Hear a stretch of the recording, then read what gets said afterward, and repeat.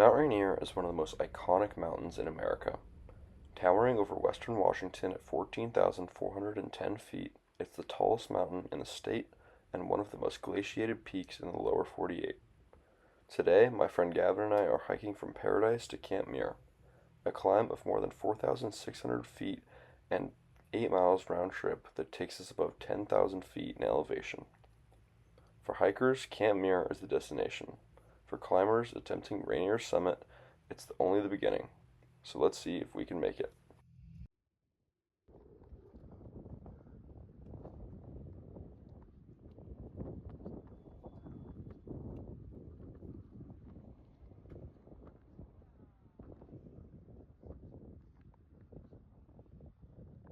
The hike starts at Paradise, one of the most famous areas in Mount Rainier National Park.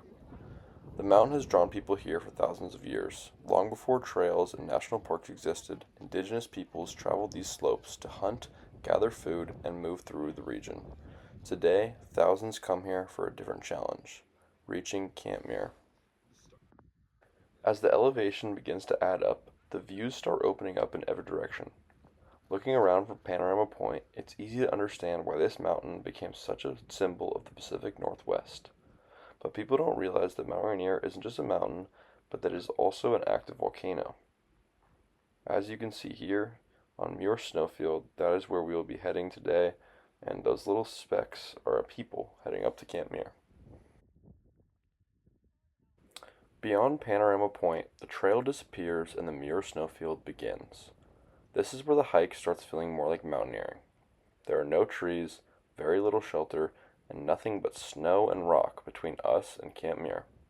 The higher we climb, the more impressive Rainier becomes.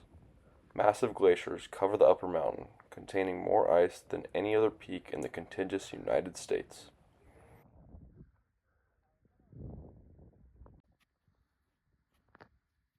After 3 hours of hiking, Camp Muir finally comes into reach. Sitting at 10,188 feet, Camp Muir serves as the primary base camp for summit attempts on Mount Rainier. Nearly every climber headed for the summit passes through this spot. The camp is named after John Muir, the famous naturalist who climbed Mount Rainier in 1888. His writings helped inspire the conservation movement in the United States and played a major role in protecting wild places like this for future generations. The stone shelters here have stood for more than a century.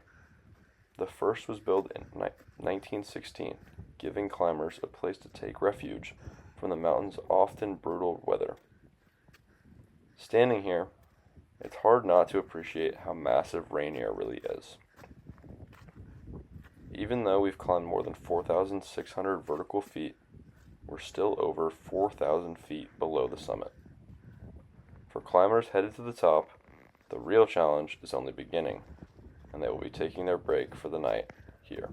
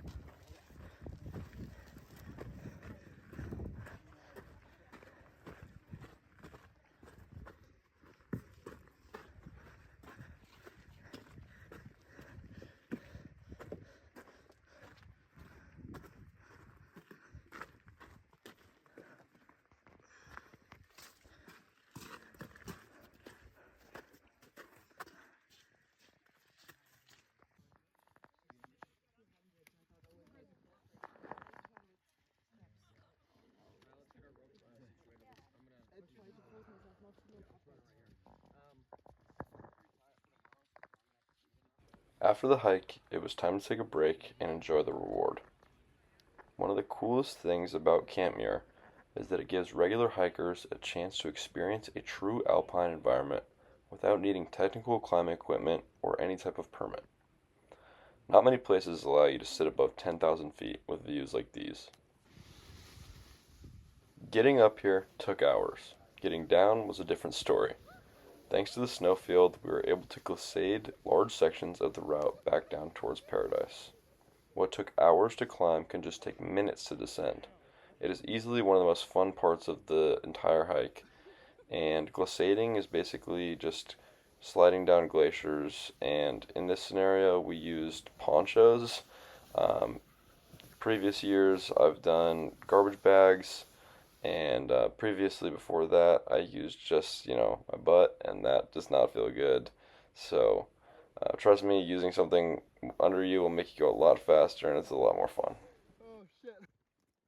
On the way down, we were greeted by some of Rainier's most famous residents, marmots.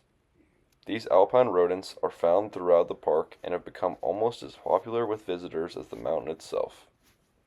By the end of the day, we'd climbed thousands of feet, crossed snowfields, reached one of the most historic camps in American mountaineering, and experienced a small piece of what makes Mount Rainier so special.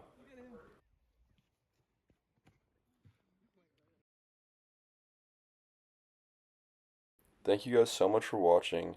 I hope you enjoyed it, and if you have any questions, feel free to leave them in the comments.